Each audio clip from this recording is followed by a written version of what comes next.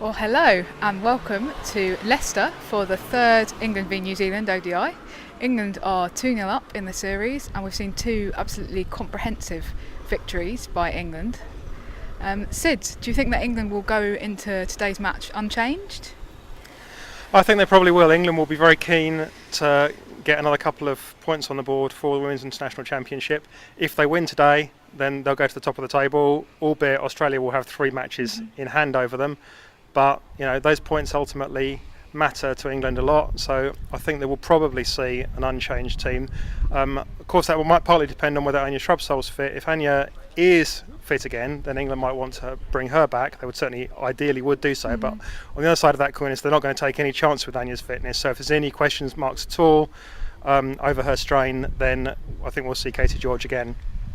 Yeah, well, it's an interesting one, isn't it? Because I would say that today is actually the ideal time for England to experiment, so I would maybe slightly disagree with you. They've won both of those first two games so comprehensively. I wouldn't be surprised if Mark Robinson sees this as a time to maybe bring in some other players who we perhaps haven't seen yet this summer, so Alex Hartley, for example. Because ultimately, what's the point of having somebody in the squad if you're not anticipating playing them? And this is the ideal time, isn't it? Well, perhaps it is. I think that there isn't. I think that Sophie Ecclestone is definitely the player in possession of that left arm spin roll, but there isn't a massive gulf between her and Alex. You wouldn't be massively weakening the side by bringing in Alex, so perhaps that is what they will do. What about in the batting? Any chance of any change in the batting then, do you think? I wouldn't have thought so, no. I think they'll stick with the same batting lineup that they had the other day. But it might be interesting to think about that from the New Zealand perspective, because obviously the big weakness for New Zealand has been with their batting. So are we likely to see changes in the New Zealand batting lineup? I mean, there's been some questions about should they be persisting with opening with Susie Bates and Sophie Devine, given that they seem to be the only two players capable of scoring any runs. What do you think about that, Sid?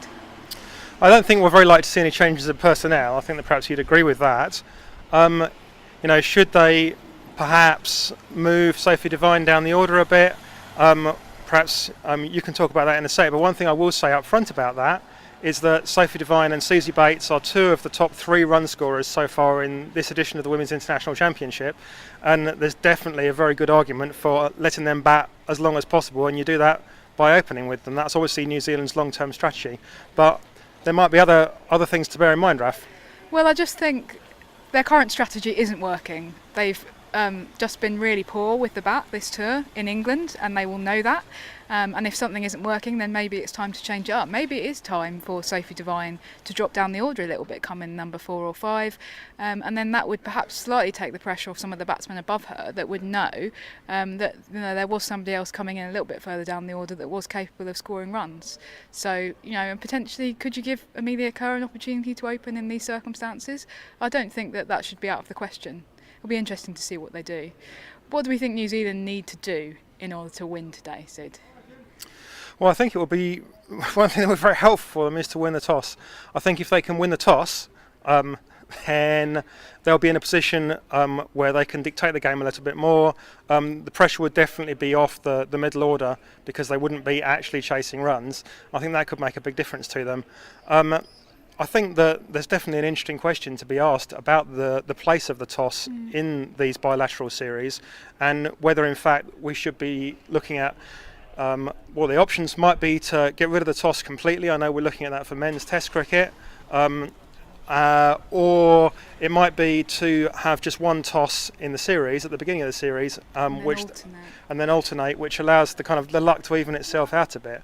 Because I think that if Heather Knight wins the toss again today, and England get the chance to bat first, put on a big score again, the pressure's massively on that New Zealand middle order again. That feels a little bit unfair, and I think that maybe we could even it out a bit. But how do you feel about that, Raf? Yeah, I think it's an interesting question, it could well be something that we see coming into the women's game in future editions of the Championship, given that the ICC, we think, are currently debating it for men's tests, so it'll be interesting to see. One thing that we might ask, though, is how much New Zealand are bothered about the actual result today. How much are they thinking long term, in the sense of we found out the other day that we hadn't realised that they automatically qualify for the next 50 over World Cup in 2021 because they're hosting it. So are the points at stake really relevant for them today? Won't they be seeing it more as perhaps an opportunity to experiment, try some new things and not be so bothered about who gets over the line?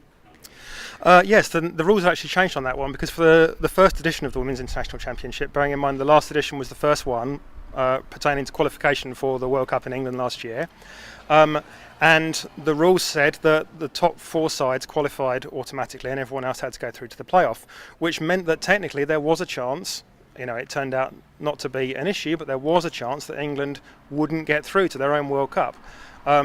And what the ICC have done, the change that they've made, is to go, okay, we absolutely don't want the risk of that. I suspect that last time anyway, if England had by some means or other failed to qualify, the rules would have been changed. Yeah. But the ICC have gone, okay, look, we don't want that. There's too much of a risk. That could potentially ruin the World Cup as a spectacle if the home side aren't in it at all. Therefore, they've changed the rules, so New Zealand will automatically qualify. So that means that the pressure is definitely off them in terms of qualification. They don't actually desperately need these points in quite the way that England do.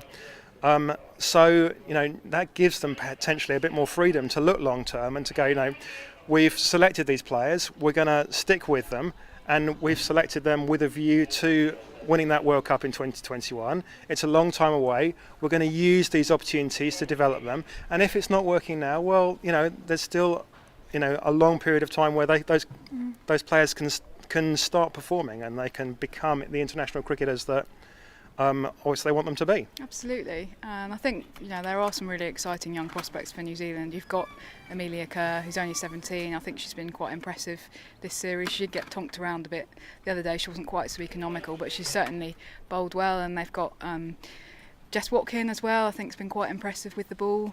Maybe a little bit of work to do on her fitness, but still an exciting prospect. Their real big hole does seem to be in the batting, so that will be something they'll be really looking to develop. So as I say, interesting to see whether they decide to change things up at all today. And then there's obviously one final very important question, which is, will we be getting scones in the press box at Leicester today? Well, scones have been a feature of Scones have been a feature of the food here. We had some delicious food here at the last World Cup. Let's see what we get today. I'm looking forward to that. So am I.